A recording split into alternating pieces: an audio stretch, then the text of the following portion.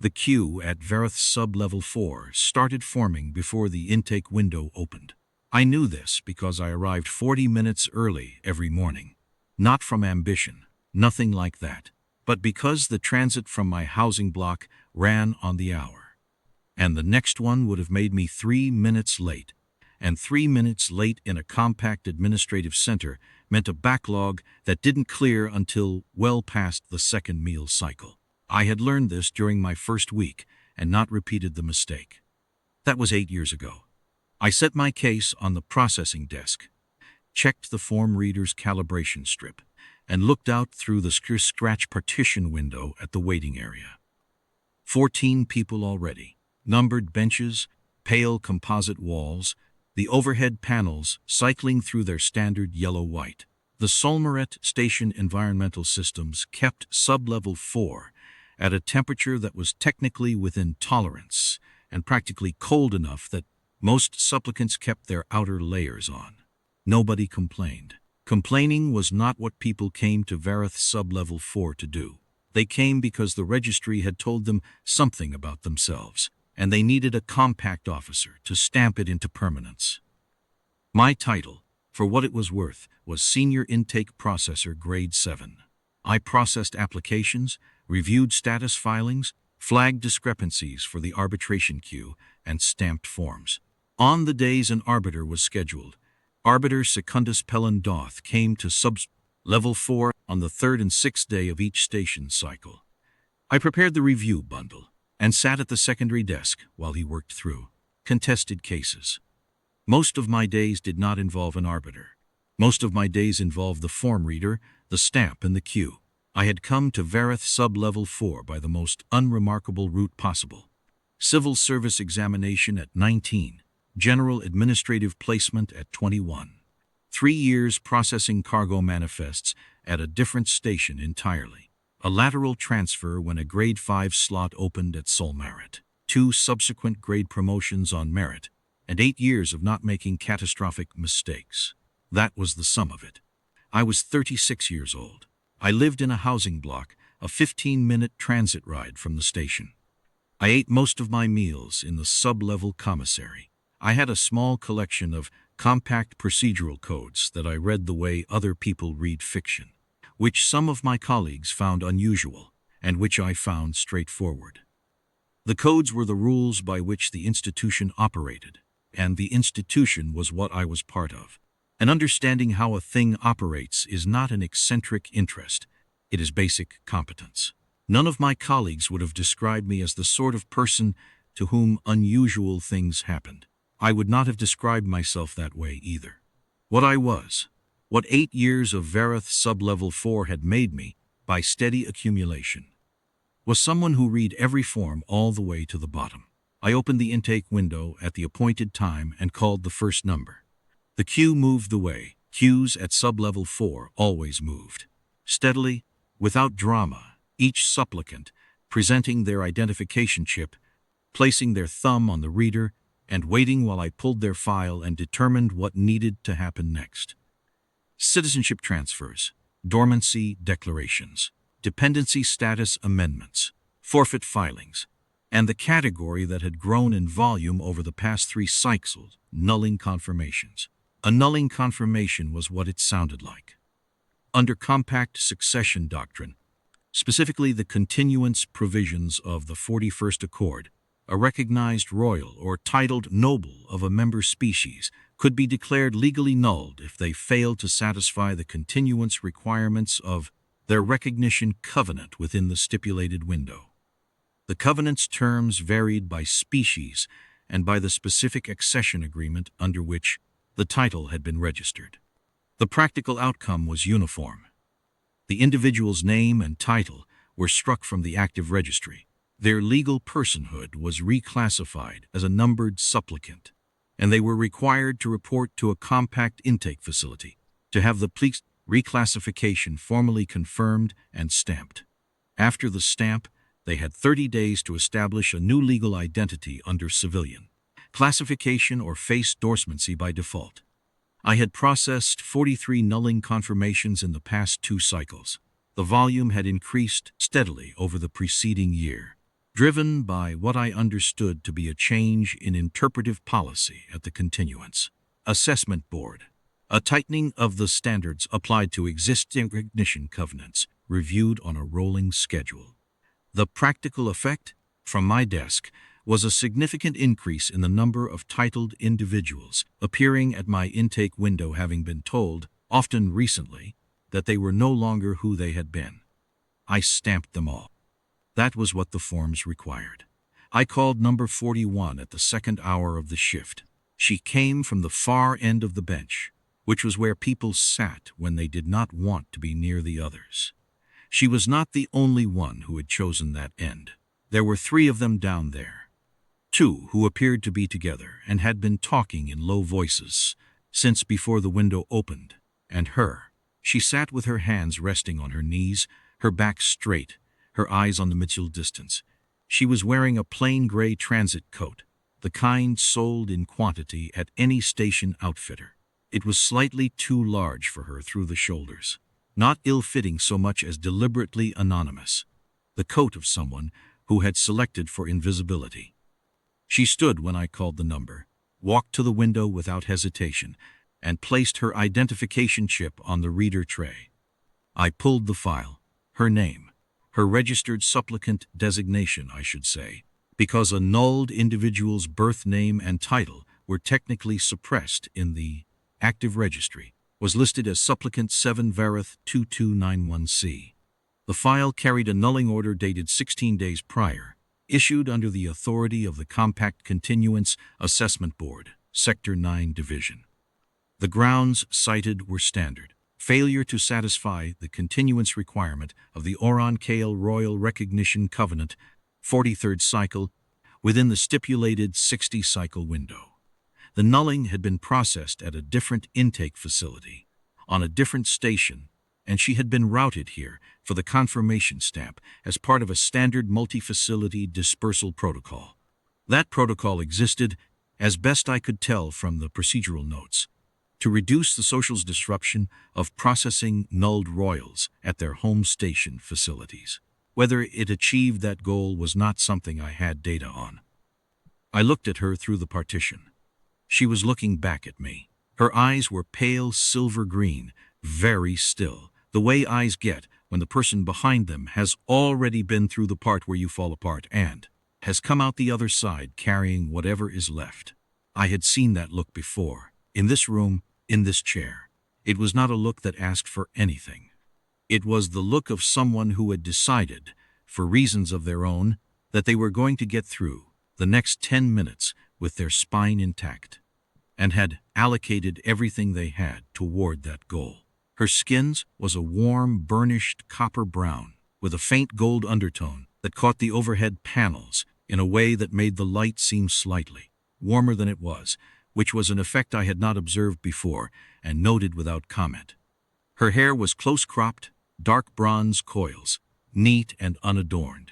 She looked, in the generic transit coat and in the context of the intake window and the numbered bench, like someone who could have been anything, which is, I would later understand, exactly what she had been trying to accomplish. I looked back at the file. The form was standard. I had processed 43 of these. I knew where to look and what it should say. Name suppression flag, active. Title suppression flag, active. Continuance assessment reference number, present. Nulling order authorization signature, present. Confirmation stamp required, yes. I almost stamped it. I almost stamped it because that is what 43 cases of muscle memory had built, and because the queue was at number 41 with 62 to go, and because Arbiter Doth was due at the 3rd hour, and I needed the review bundle prepared before he arrived. What stopped me was a reference thread I almost did not follow. In the lower section of the file, below the standard nulling documentation, there was a dormant registry link. These appeared occasionally in older files, usually when the supplicant had held some prior recognized status that predated the current filing. Systems architecture. The link was marked with a gray flag rather than an active one, which meant it was informational only and not required for processing. Most processors did not click them. There was nothing in the procedural guidelines that said you had to. I clicked it. The dormant thread opened onto a filing from the 37th cycle, more than 20 station years prior. It was a recognition record, the formal compact registration of the Oran Kale royal title at the time of the family's accession to the 41st Accord. Registered title: First Sovereign Designate of the Oran Kale Continuance, Seat of Vel Sora, Compact Member House in full standing, Sector 9. The registration carried the authorization of the Compact High Convocation itself, which was 3 levels of authority above the continuance. Assessment board that had issued the nulling order. That was unusual. That was, in fact, the first time I had seen it. I read the nulling order again. The authorization signature at the bottom belonged to Sub-Assessor Theron Moval, Sector 9 Division. I knew the name. Sub-Assessor Moval had processed 11 of the 43 nulling confirmations I had stamped in the past 2 cycles. A disproportionate share, which I had not thought about until this moment. I looked at the procedural basis for the nulling.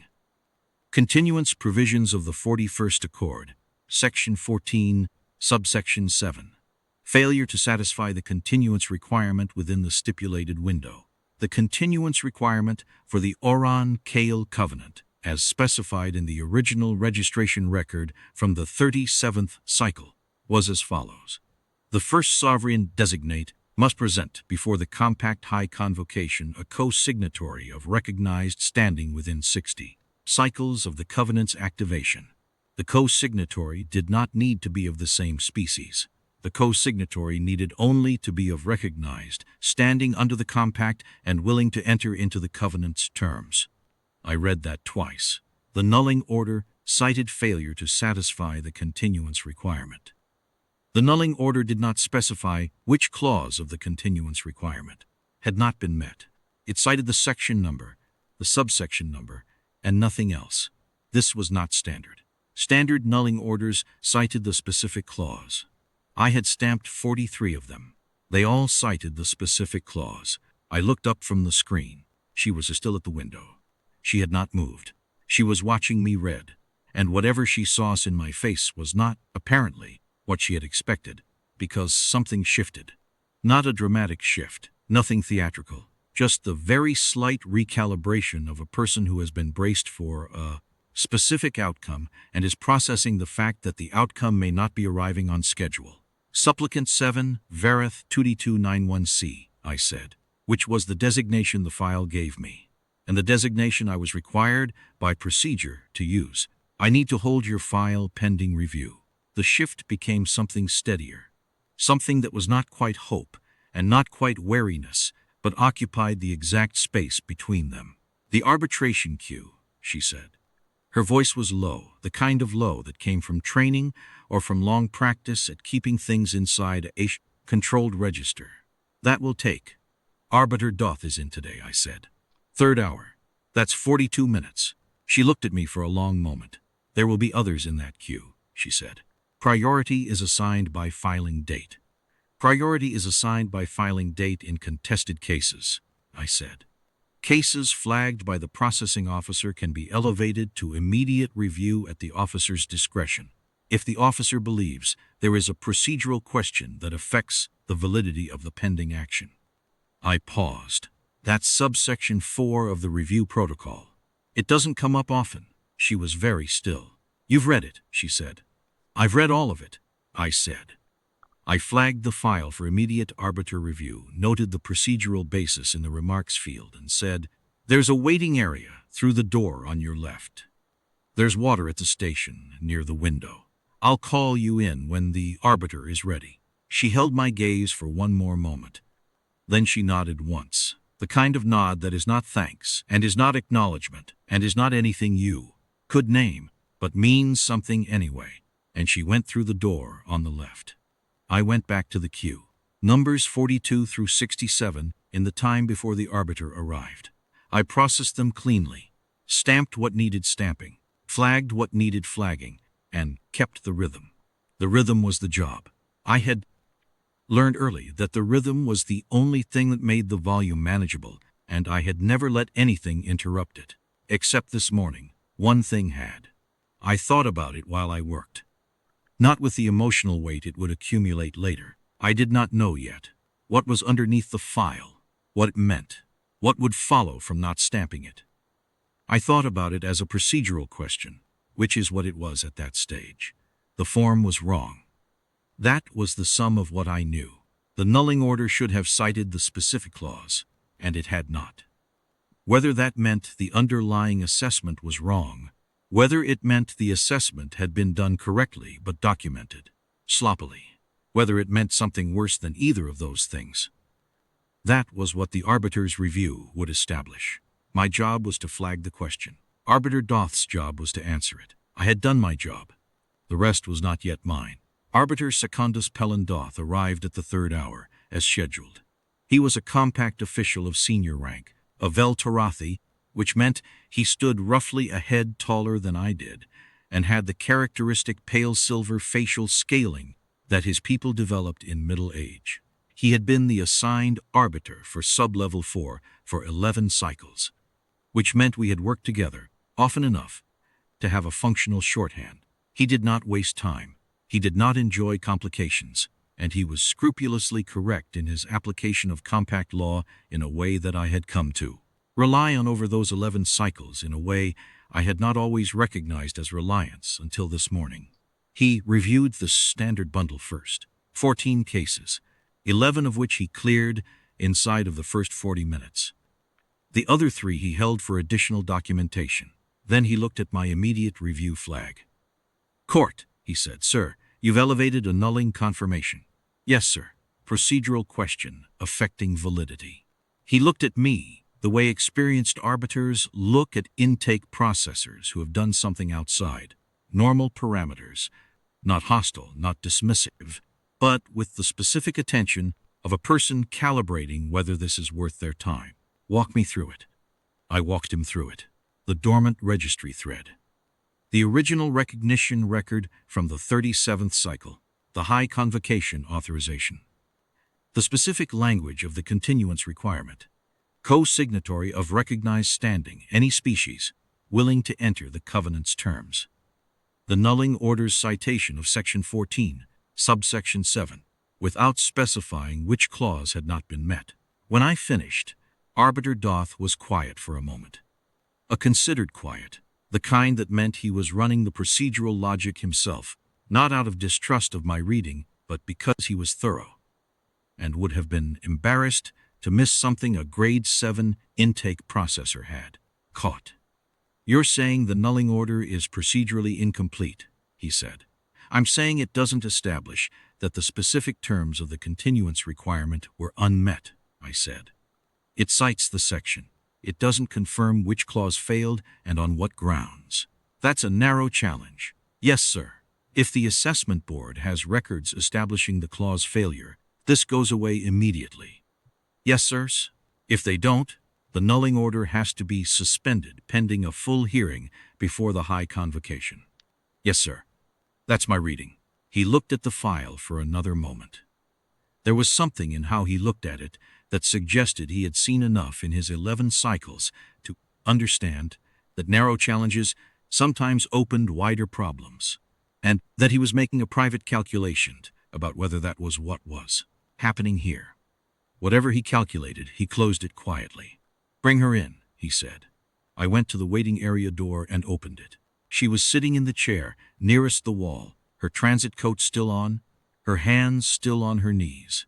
She had not touched the water. When the door opened, she looked up, and I saw her take in the fact that it was me and not an administrative escort, and something that might have been a very small adjustment in her breathing moved through her. "The arbiter is ready," I said. She stood and came through the door. Arbiter Doth was at the review desk, the file open in front of him. He indicated the chair across from him without preamble. She sat. I took my position at the secondary desk, where I was required to be present as the processing officer of record for any immediate review. Arbiter Doth went through the standard review opening. Case number, filing reference, the nature of the proceeding. He did it in the way he did everything, which was without waste. Then he said, "Processing Officer Court has flagged this case on the grounds of a procedural question affecting the validity of the nulling order. I have reviewed his flag, and I concur that the question is substantive. Before I continue, I want to establish the record. Can you confirm your supplicant designation? She said the designation. 7 Vareth 2291C. The words came out flat and clean. The way you say something you have been told to say and have decided to say correctly, because correct is the only form of resistance available to you. Arbiter Doth looked at the file. He looked at it for a moment that was slightly longer than the other moments had been. Then he said, "For the record, I am also going to establish what the dormant registry indicates about the status that preceded this filing." He looked at me. "Processing Officer Court," he said. "Read it into the record." I had not expected that. The arbiter could have read it himself. He had the file. It was his proceeding. There was nothing in the protocol that required the processing officer to perform the reading. He had asked me to do it for a reason that I thought I understood, and would not examine too carefully in the moment, because the moment was already carrying enough. I looked at the dormant registry entry on my screen. I had read it twice before. I read it a third time now, carefully, to make sure I had every word right. Then I spoke it. "Seveth Oran Kale," I said. The name landed in the room the way names land when they have been gone for a while, and are suddenly present again, not loudly, but with a weight that the air had not had before. First Sovereign Designate of the Oran Kale Continuance, Seat of Velsora, Compact Member House in full standing, registered under High Convocation Authorization, 37th Cycle. The room was quiet. There were 7 people in that room, counting the arbiter, counting the 2 administrative staff behind the side partition, counting the 3 supplicants from the contested case queue who were waiting in the chairs along the back wall. All of them had heard me read the nulling confirmation designation a minute before. 7 Vareth 2291C, a number, a processing reference. They had all just heard the name. She was not looking at me. She was looking at the surface of the review desk. Her hands were on her knees, and they were very still. And her face was very still, and the only thing that was not still was something behind her eyes, something that had been holding for a long time against a pressure that was considerable, and was now, in the absence of the necessity to hold quite so hard, allowing itself a single instant of acknowledgement before it resumed its post. She did not cry. I want to be precise about that. Her eyes became bright in the way that eyes become bright when the body wants to do one thing and the person has decided, for reasons that belong entirely to them, to do another. She held it. She held it the way people who have been carrying something alone for a long time hold things when someone unexpectedly removes a small but precise portion of the weight. Not with gratitude that overwhelms, but with the careful stillness of someone who is not yet sure the floor will hold if they stop being careful. Arbiter Doth looked at her. "First Sovereign Designate Oran Kale," he said, and the words went into the record the way words go when an arbiter of senior compact standing says them in a formal proceeding, with the weight of the institution behind them, which is considerable, whatever one thinks of the institution. I have reviewed the nulling order against the recognition record and the specific terms of the Oran Kale Continuance Covenant. The nulling order does not establish, with the specificity required under the review protocol, that the continuance clause pertaining to co-signatory recognition was unmet at the time of nullification. I am therefore suspending the nulling order pending referral to the High Convocation for a full evidentiary hearing. He paused. Your name suppression flag and title suppression flag are lifted, effective this proceeding, pending the outcome of that hearing. She did not move. That is not a restoration, she said. Her voice was still controlled, still low. She was, I understood, telling him, and the record, exactly what this was and was not, so that there could be no misrepresentation of it later. It is a suspension. Correct, Arbiter Doth said. It is a suspension. The hearing will determine the final status. That determination is not mine to make. Understood. A pause. How long is the referral process? Typically 40 to 60 days. Given the seniority of the original authorization, high convocation, 37th cycle, this case will likely receive an accelerated docket. He closed the file in the formal manner. Do you have legal representation? No. Arbiter Doth glanced at me. I opened the secondary desk drawer, found the referral cards for the compact legal aid roster, and slid them through the partition to the review table. She looked at them for a moment. Thank you, she said. It was said to the table, or the cards, or to nobody in particular, but it was said. Arbiter Doth stood, which indicated the formal portion of the proceeding was concluded. She stood as well. I stood because protocol required it. She turned and walked toward the door that led back to the waiting area, and from there to the station corridor. At the door she stopped. She did not turn around. She stood in the doorway with her hand on the frame, not hesitating, not uncertain, just pausing in the way of a person who has thought of something and is deciding whether to say it. She said it. The co-signatory clause, she said. She was still not looking at me. You said it requires a person of recognized compact standing, willing to enter the terms. That's the language, I said. A pause. It doesn't require a member of my house. No, I said. Any species, any person of recognized compact standing. That's what the 37th cycle registration says. Another pause, and I had the sense of a very precise calculation being performed. Not coldly, but carefully, the way you perform a calculation when the stakes are high enough that you cannot afford to be imprecise. Recognized compact standing, she said. A senior intake processor, grade 7. Does that carry recognized compact standing? I had not thought about that until this moment. I thought about it now. Yes, I said. Grade 7 and above are classified as compact officers of recognized standing. It's in the Civil Service Classification Schedule. I paused. Subsection 11. She turned then. She was looking at me from across the review room, from the doorway, with those pale silver-green eyes that had been still since she walked through my intake window and were still now, but with something different in them. Not warmth, not yet. Nothing as simple as that, but the specific quality of attention that a person gives to a thing they are looking at seriously, considering it, considering what it means and what it would require and what it could become. You've read all of it, she said. I've read all of it, I said. The arbiter was making a quiet study of the filing cabinet behind him, which I appreciated. I don't know you, she said. I don't know anything about you except that you read a dormant registry thread that no one was required to read, and then you used a subsection of the review protocol that you said doesn't come up often. That's accurate, I said.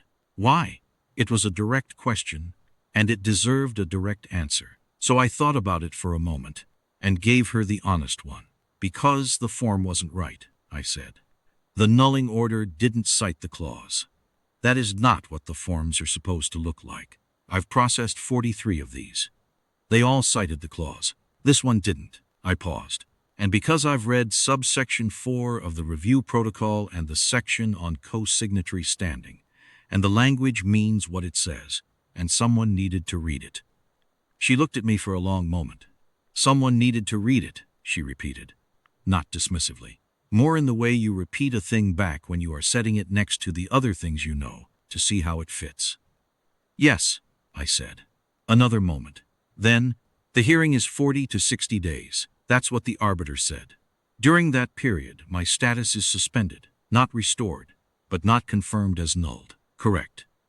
A co-signatory declaration, if it were made, would need to be submitted to the high convocation before the hearing date. That's my understanding. I'd want to confirm it with a legal aid officer for stating it as certain. A very slight thing happened at the corner of her mouth, not quite a smile. Something that knew what a smile was and was deciding whether now was the appropriate occasion. You're careful, she said. I try to be. She stopped. Whatever she had been about to say, she took it back and replaced it with something more direct. That is useful. She looked at the referral cards on the review table. She looked at the form reader on my intake desk. She looked back at me. I will contact the legal aid office today, she said. If the co-signatory process is what you believe it to be, And if you are still, a pause, willing.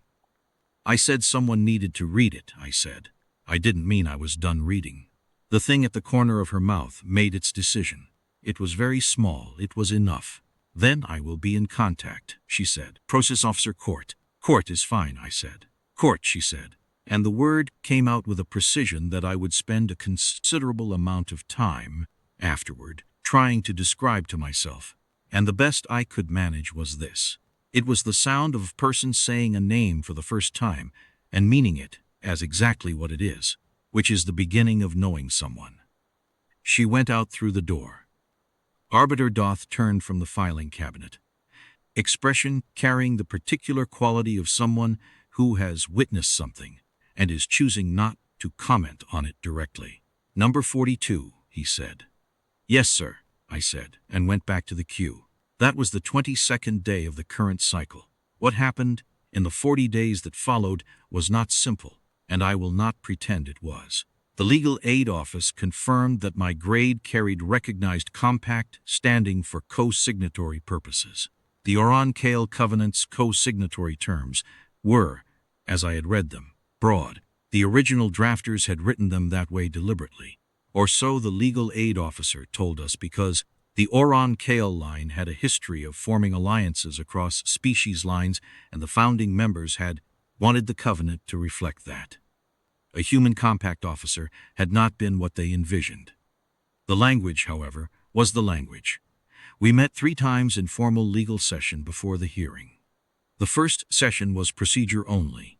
The legal aid officer walked us through the co-signatory declaration process, the submission timeline, the hearing format. Sefith and I sat across a table from each other in a meeting room that was slightly less institutional than Sub-Level 4, but not by much, and spoke entirely through the framework of the process, which was appropriate and was, I believe on both sides, also a form of mutual assessment. She was measuring what I understood of what I had agreed to. I was measuring what she needed from the process and what she was prepared to give it. What I learned in that first session, she was meticulous. When the legal aid officer explained a procedural option, she listened to the full explanation before asking her question, and her question was always the one that went to the corner of the problem. The Dell officer had not addressed yet. She had a familiarity with compact succession law that was deeper than a person in crisis managing an acute legal problem. It was the familiarity of someone who had spent years inside a process that was being used against her and had read everything she could read in order to understand exactly how. She had known about the co-signatory clause. I had thought, when she first asked me about it in the doorway of the review room, that she was discovering it. Looking back, I believe she had known about it for years, had known it existed, had known its terms, had not been able to find someone to fill it, and had been asking me, in the precise way she asked everything, whether I was the kind of person who would understand what it actually said. Between the first and second session, I went back through every nulling confirmation I had processed in the preceding 2 cycles, all 43. I pulled each file and checked the authorization signature and the clause citation field. I did this on my own time, in the evenings after my shift, at the secondary desk in Sub-Level 4, with the overhead panels on their night cycle dim, and the form reader's calibration light blinking green in the corner. I was not certain what I was looking for until I found it, and then I was not surprised, which told me I had expected it without quite admitting that to myself. 11 files bearing Moval's signature. Of those 11, 6 shared the same deficiency as Seveth's case, section citation, no clause. The remaining 5 were correctly documented, which meant the deficiency was not a systemic error in Moval's process. It was selective. The 6 under-documented cases were the ones where the co-signatory clause was relevant to the continuance assessment. In the correctly documented cases, the continuance failure had involved a different clause entirely: lineage documentation, property transfer records, formal recognition ceremonies. Things that left paper trails the board could produce. The co-signatory clause left no paper trail of its own, because the failure of it, the absence of a co-signatory, was a negative. You couldn't document that something hadn't happened. You could only assert it. And if your assertion wasn't challenged, the assertion stood. It was, I thought, a reasonably sophisticated approach if your goal was to null titles on grounds that couldn't be contested from the outside. Someone would have to notice the missing clause citation first. And then, someone would have to know what the clause actually said. I put this in writing and sent it to the Inspector General's office on the 16th day of the waiting period, before the second legal session, because I thought the information was relevant and because I believed in documentation. The second session was the day I submitted that report, though I did not mention the report during the session. It was documentation day. We reviewed the declaration text, the covenant terms, the submission package. The legal aid officer noted, with professional neutrality, that the co-signatory relationship required ongoing formal attestation contact for a minimum of 3 years, following a successful hearing outcome, and that both parties should understand this before the declaration was submitted. Seveth looked at the document. I looked at the document. The legal aid officer looked at both of us with the expression of someone whose job required them to say things. In formal sessions that had already been understood privately. After the session, in the corridor outside the legal aid office, Seveth said, "The Inspector General report." "Yes," I said. "You filed it this morning." "Yes." She looked down the corridor toward the transit junction. The station was busy at that hour. End of the work cycle, people moving between levels, the general low noise of a place that never fully stopped. "The other 6, she said. "Do you know who they are?" "The registry has their supplicant designations," I said. "Not their names. Their names are suppressed. But their files have dormant registry threads." "I expect so," I said. "I didn't pull the threads. That's the Inspector General's process, not mine." She was quiet for a moment. I had learned, in the 2 weeks since she had walked through my intake window, that her silences were working silences, not empty, not waiting for something to fill them, but occupied. She was doing something in them. "You filed the report, even though it has no bearing on the outcome of the hearing," she said. "The outcome of the hearing is about my case," I said. "The report is about the pattern." Another silence. Then, "Yes," she said. Just that. But she said it in the way that a person says yes when they have spent a significant portion of the preceding 2 weeks wondering what kind of person you are and have just received a piece of evidence they find adequate. The third session was the day before the submission deadline. The declaration was finalized. The submission package was complete. There was nothing left to decide, procedurally, before the hearing. The legal aid officer made copies, provided the filing receipt, and excused herself to attend another appointment. Seveth and I sat in the meeting room for a moment after she left. It was the first time we had been in a room without the formal structure of the legal process running underneath the conversation. I was aware of this. I think she was too. 18 cycles, she said. She was not looking at the documents. She was looking at the table in the way of a person reviewing a thing they have carried for a long time and are now setting down in a specific place. I held the title for 18 cycles. The assessment process started 12 cycles in. For 6 cycles before the nulling order, I spent most of my administrative resources responding to board inquiries, providing documentation, satisfying requirements that changed after I satisfied them. She paused. "You've seen the Inspector General report. You know what the pattern looks like." "Yes," I said. "I want you to know I didn't come to your intake window expecting that," she said. "I came expecting the stamp. I had made a certain peace with the stamp, not with what it meant, but with the fact of it, as the next thing that was going to happen." She looked up from the table. I had not made peace with the rest of it, but the stamp I had accepted. I understood what she was telling me, and why she was telling me before the hearing rather than after. She was telling me that she had not come to Sublevel 4 hoping. She had come to Sublevel 4 finished with hope, which is a different thing, and that what I had done by not stamping the form had interrupted a process of acceptance She had already substantially completed. That interruption had cost her something, had reopened something that she had been closing.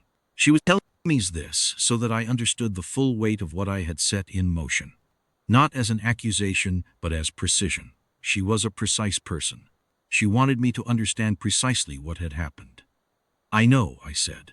I'm sorry for the cost of that. She was quiet for a moment. Don't be, she said. That's not. She stopped. I'm not telling you it was unwelcome. I'm telling you it was not small. There's a difference. Yes, I said. The form was wrong, she said. She was echoing back what I had said in the review room, in the doorway, when she had asked me why. Turning it in her hands. That's what you said. That's what I said. And that was enough. That was enough, I said. She looked at me for a long moment. The kind of look that is not searching for something new, but is confirming something that has been building quietly for several weeks and has reached the point where confirmation is appropriate. She picked up her copy of the filing receipt and folded it with the same precision she applied to everything. I keep going back to that morning, she said. The intake window. I had walked past 3 other sub-level facilities on this station on the way to yours. I chose yours because the transit routing put it closest to the disembarkation bay, and I did not want to spend more time in transit than necessary. A pause. I almost went to sub-level 2. Sub-level 2 has a different processor on my shift, I said. I know that now. She placed the folded receipt in her case. What I keep thinking about is not the luck of it. I keep thinking about the fact that the luck only mattered because you read past the gray flag. She looked up. You couldn't have known there was a gray flag. I didn't know there was a gray flag. But if you had not been the kind of person who reads past the gray flag, the luck would have been irrelevant. I did not have an answer for that wasn't obvious, so I said, I read all the flags. Yes, she said, I know. And then, after a moment, I'm glad you do. All right, I said. Then let's go to the hearing. The Continuance Assessment Board contested the suspension through a legal representative, a senior advocate named Counsel Preth Alavar, Vel Tarathi, like Arbiter Doth, with the careful presentation of someone accustomed to proceedings where the institutional weight of the assessment board was usually sufficient. He opened with the correctable error argument as I had anticipated. The review panel listened to it without visible reaction. The panel's senior member, a compact jurist of considerable seniority, whose record I had looked up before the hearing and found to be meticulous in the way I found reassuring, asked 3 questions, each of which Alavar answered in a way that required him to acknowledge the deficiency without using that word. The panel then asked the board to produce the underlying clause-level evidence for the continuance assessment. Alavar requested a 20-minute recess to consult. The recess was granted. He returned and said, the board had a section-level determination and a general assessment of the continuance situation as of the nulling date, but did not have a formal clause-by-clause record in the Oran Kale file. The panel's senior member asked, with a precision that I recognized from my 8 years of reading procedural codes, how the section-level determination had been made without a clause-level record. Alavar said the assessment had been conducted by Subassessor Moval under the board's standard assessment protocol, and that the documentation practice had been the sub-assessor's discretion. The panel's senior member made a note. She then asked whether the board's standard assessment protocol required clause-level documentation. Alavar said he would need to verify. She gave him another 20 minutes. He returned and confirmed that the standard protocol did require clause-level documentation. At that point, the board's position was substantially concluded, though the formal finding took another full day. The panel reviewed the covenants, original registration text, the co-signatory clause language, the declaration I had submitted, and a supplementary statement from the Compact Civil Service Records Office, confirming my grade classification and recognized standing. I sat through all of it in the chair 2 seats from 7th and watched the panel work, and found, as the second day's afternoon session concluded, that I had no anxiety about the outcome. Not confidence exactly. More like the calm that comes when a form is filled out correctly and there is nothing left to do but wait for the stamp. I am telling that part because it is the honest part. What I did was read the forms.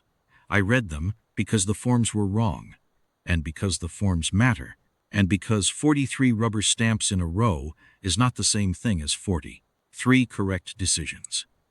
But I want to be clear that I understood, by the time the convocation hearing arrived, that what I had stumbled into was not a single mistake. It was a pattern. Moville's name was on too many of them, and the specific deficiency was too consistent, and the assessment board's inability to produce clause-level evidence for the Oran Kale case suggested that the clause-level work had not been done for any of them. Someone had been nulling people on the section level and hoping no one read deep enough to ask about the clauses. She knew this. She had known it before she came to my window.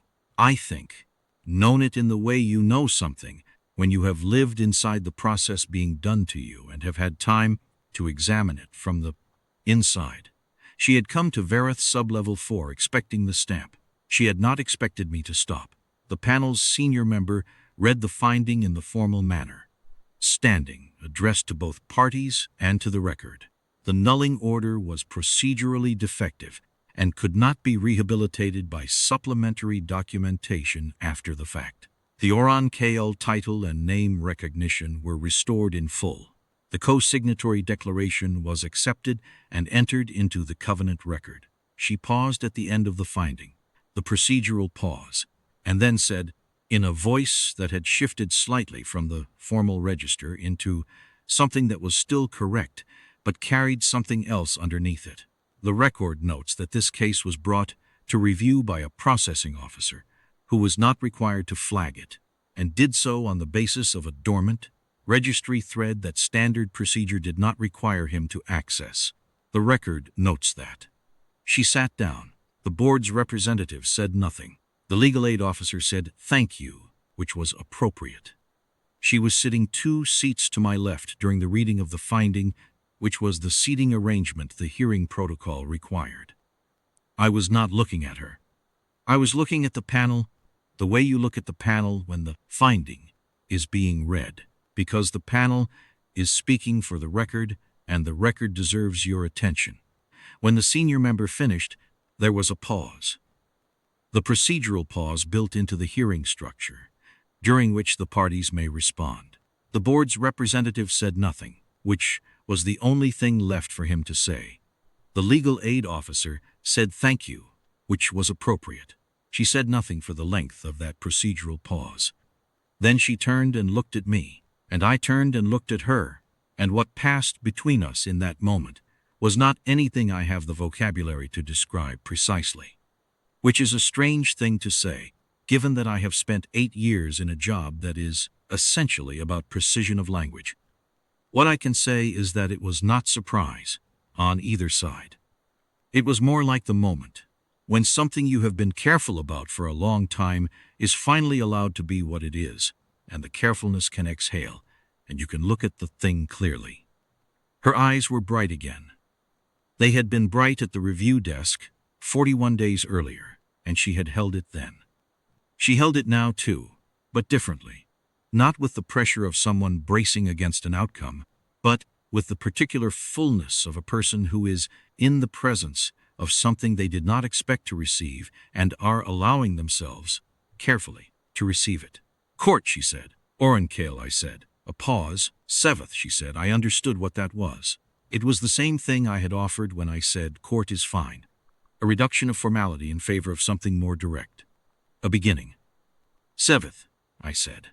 The legal aid officer was gathering documents on my other side and radiating the professionally neutral energy of someone who has witnessed a successful proceeding and is doing their best to conclude the administrative portion before anything more personal happened in the room.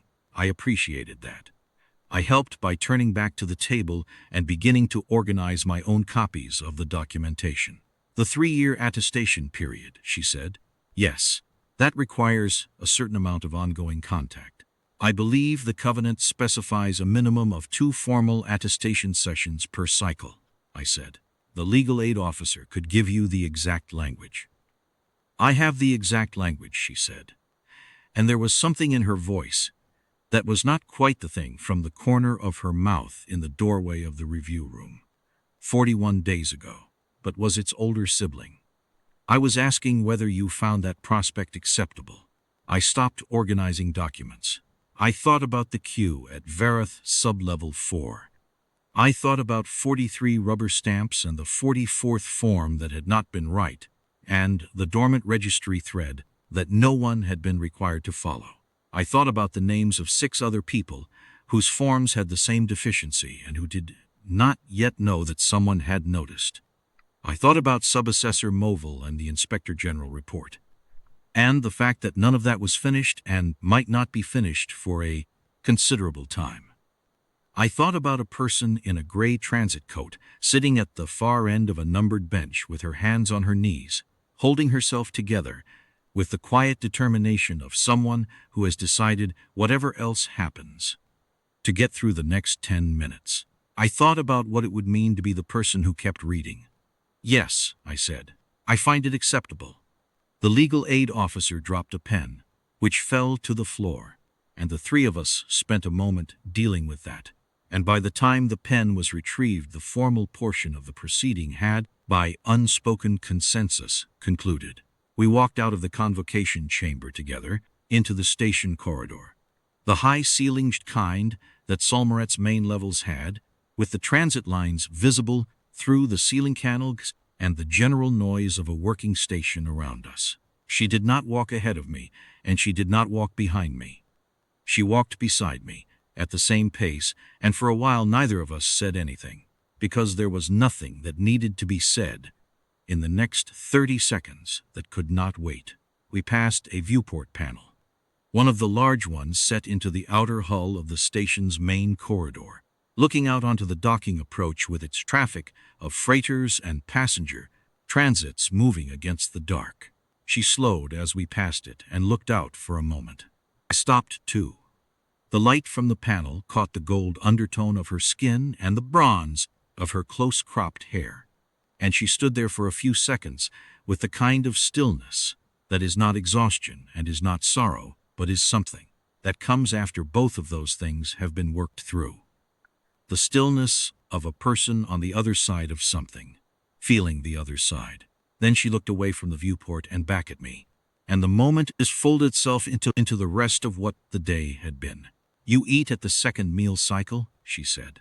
Most days, I said. The intake sub-level facilities are likely insufficient, she said. Given that I am now a recognized member of the Compact Registry with a functioning title and will soon be dealing with a substantial volume of house administration, I expect to spend considerable time at this station in the near term. A pause. There is a commissary on level 3 that is reportedly acceptable. I've been there, I said. It's acceptable. Good, she said. And then, after a moment, I will want to hear about the Inspector General report, the other 6 cases.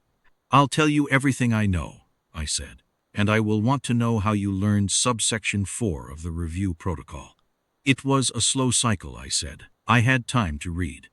She made a sound that was not quite a laugh, but was in that family.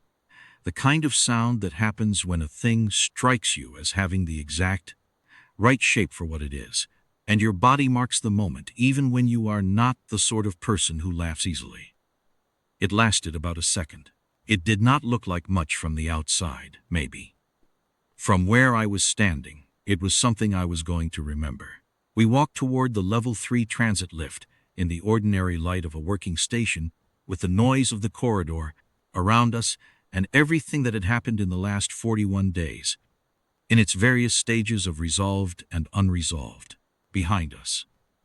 I was aware, in a way I had not been on the morning I arrived 40 minutes early and checked the form reader's calibration strip, that the next transit ride home would not be identical to every transit ride before it. That something in the accounting of ordinary days had shifted and would continue to shift, and that this was not a thing to be alarmed by. I had read the co-signatory terms carefully, as I read everything carefully. The 3-year attestation period, the minimum of 2 formal sessions per cycle, the mutual obligation to appear before the compact registry as co-parties when the covenant was audited. I understood what those terms said. I also understood that they were the floor, not the ceiling, and that the floor was, in the context of what had happened in Arbiter Doth's review room 41 days ago, already beside the point. She had asked me whether I found the prospect acceptable. I had said yes.